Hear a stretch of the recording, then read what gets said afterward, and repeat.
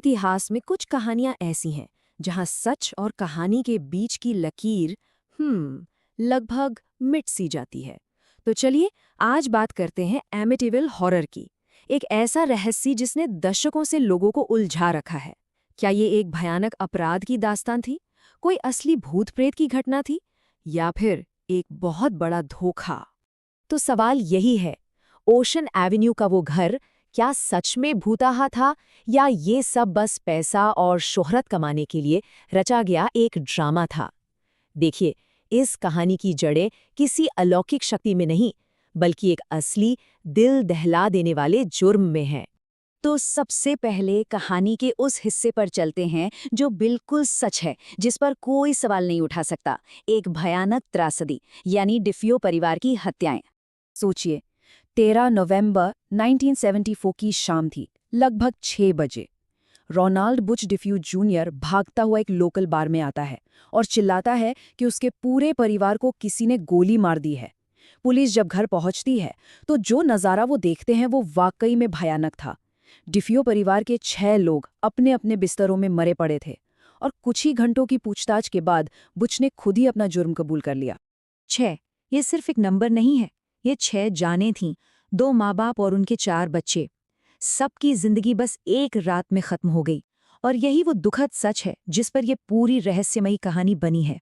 घर में बचने वाला वो अकेला शख्स था, रोनाल्ड डिफ्यू जूनियर।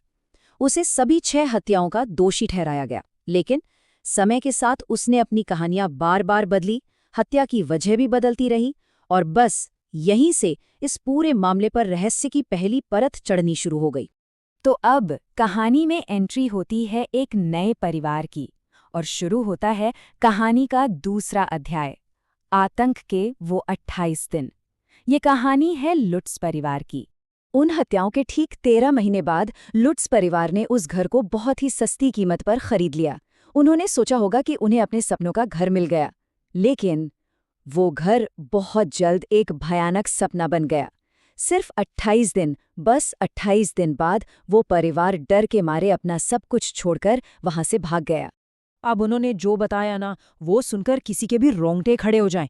उनका कहना था कि कड़ाके की ठंड में घर के अंदर मक्खियां भिनभिनाती थीं, अजीब सी बदबू आती थी, और दीवारों से हरे रंग का चिपचिपा सा कुछ टपकता था। यही नहीं, घर में अचानक ठंडी जगह महसूस होती, दरवाजे अपने आप खुलते और बंद होते थे। और तो और, उन्होंने जोड़ी नाम के एक शैतानी सूअर जैसे दिखने वाले जीव को भी देखने का दावा किया।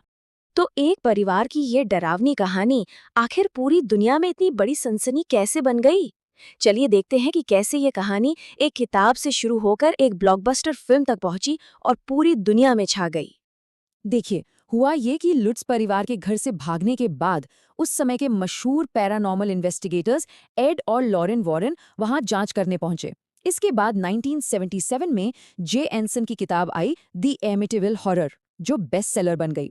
और बस इसके बाद जो 1979 में फिल्म आई, उसने तो इस कहानी को हमेशा के लिए अमर कर दिया।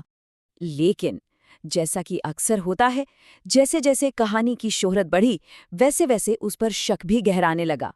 क्या ये सब वाकई सच था, या सिर्फ मनगढ़ंत कहानी थी, या फिर एक सोचा समझा धोखा? और यहीं से शुरू हुआ असली विवाद। कहानी के 2 पहलू हैं और दोनों को सुनना जरूरी है। एक तरफ दावा था कि बेसमेंट में एक सीक्रेट रेड रूम था जो नर्क का दरवाजा था, लेकिन डिफ्यू परिवार के रिकॉर्ड्स बताते हैं कि वो बस एक छोटा सा स्टोर रूम था जिस पर लाल पेंट किया हुआ था। कहा गया कि परिवार सिर्फ पहने हुए कपड़ों में भागा था, पर कई लोगों ने मूवर्स को आराम से घर का सामान पैक करते हुए देखा था।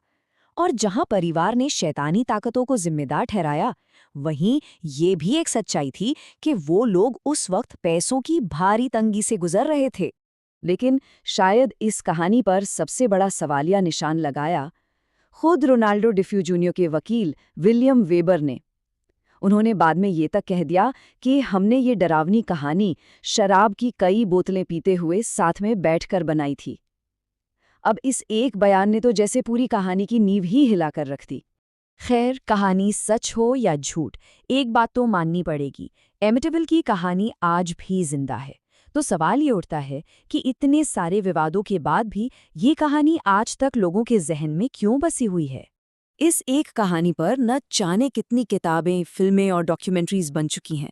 ये सिर्फ एक कहानी नहीं रही, बल्कि अमेरिकी लोक कथाओं का एक बहुत बड़ा हिस्सा बन गई है। इसने हॉरर की दुनिया को आप कह सकते हैं हमेशा के लिए बदल दिया। और आखिर में ये सब हमें एक बहुत दिलचस्प सवाल पर लाकर छोड़ देता है।